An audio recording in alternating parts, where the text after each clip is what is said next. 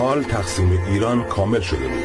عثمانی ها بیشتر نواحی غرب ایران، غرب قفقاز و آذربایجان را اشغال کرده بودند. روس‌ها شمال ایران، باکو و حاشیه خزری قفقاز را در اختیار داشتند و افغان‌ها مالک شرق، نواحی داخلی و جنوب ایران بودند. استقلال ایران از میان رفته بود. شیر منم نیست.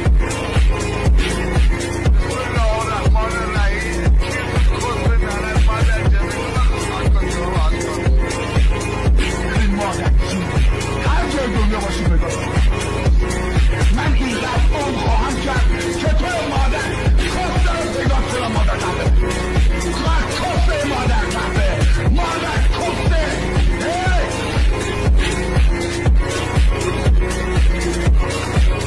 نادرشاه ارتش ایران را در شبه قاره هند دورتر از آنی برد که قبلا